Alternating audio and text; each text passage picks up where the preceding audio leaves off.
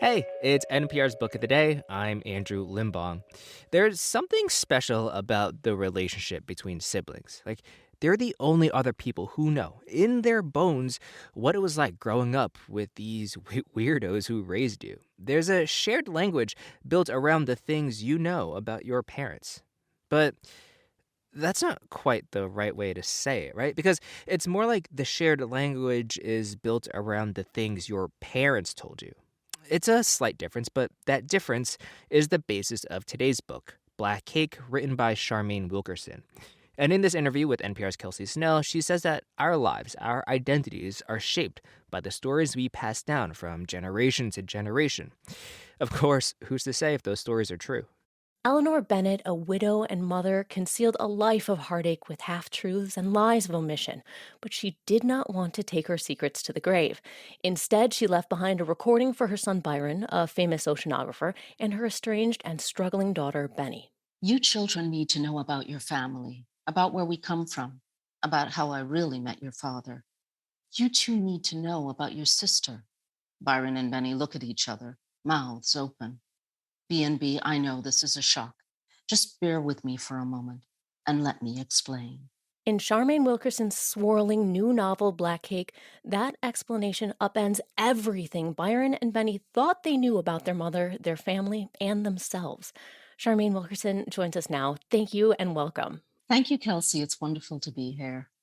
I want to get this out of the way first. For those who don't know, what is black cake? Black cake is a traditional Caribbean fruit cake, and it's essentially an evolved version of the good old fashioned English plum pudding. Hmm. So it's different. It has fruit that's been soaked in rum, dark brown cane sugar is used. So it speaks to the agriculture and tradition of the Caribbean islands, while it's really been, taken from the English tradition. And that's part of the untold story of the black cake in the novel Black Cake. It's that evolution and those relationships that I think really are part of, the propeller of this book. Eleanor Bennett's revelations just move the book along, moving us from the islands to the UK to California. So let's start with Byron and Benny and what they thought they knew about their mother. What did they think they knew before they heard the recording? Well, they knew that their mother and father had come from a Caribbean island, which is not named in the book. They understood that their parents had both met in the United Kingdom and then moved to the United States. Byron and Benny were born and raised in California. They were once inseparable. At the time that their mother dies, they haven't seen each other for years. There's been a huge rift in their family. But what they both have is a love for their mother and a memory of this rambunctious, athletic woman who was very smart, but she also had these quirks. She loved to surf. She loved MTV music videos. So, she was just this unusual, energetic, charismatic woman, and she loved to bake cakes. And they're deeply estranged at this point, but they do have that, that shared memory, that shared feeling. But then they learn about betrayal, about trauma, and love as Eleanor's voice tells them about her life. What made you want to tell this specific story? Well, when I write, I tend to just start with a scene. And this story came to me first. There was this idea of these two teenage girls who were different from others, who kind of were running up against the expectations and stereotypes of other people. And I think that feeling that first came to me was the idea of who do you believe yourself to be? What's at your core? And how do you navigate the world around you? Secrets evolve from some of that. Of the way that people hide parts of their identity becomes very important and is at the root of some of the biggest misunderstandings between Byron and Benny in particular. There's a moment early on when they're taking a break from their mother's recording and they get into this fight. And Benny says, and I'm going to the quote from the book here, she says, "We had to be perfect to make up for the fact that our family was built on a colossal lie."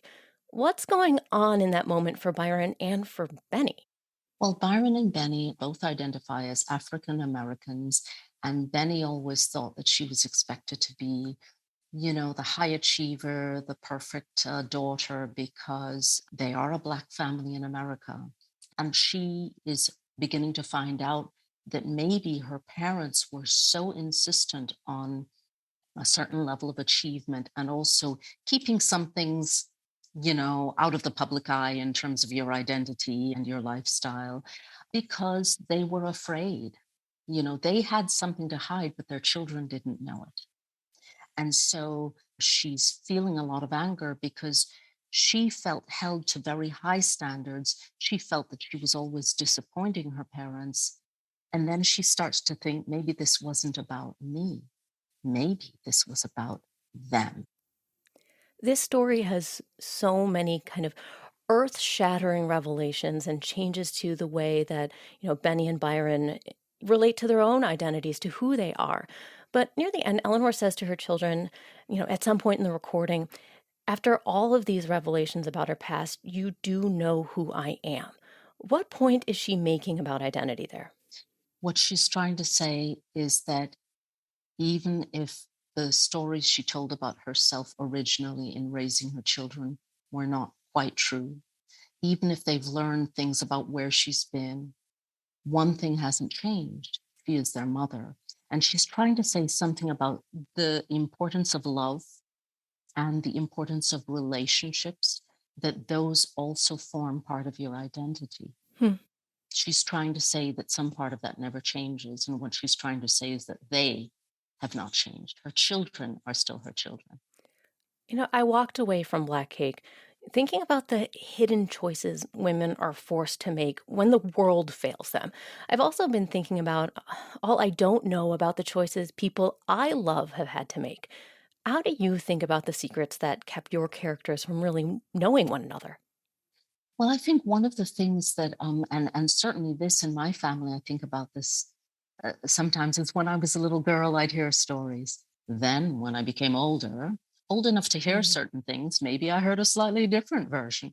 And that kind of makes me think, yes, there's so much we don't know about our parents and the people who came before. And often we think, oh, our parents, they don't understand me. They've never been in love. They've never gone through this. They don't know what's happening.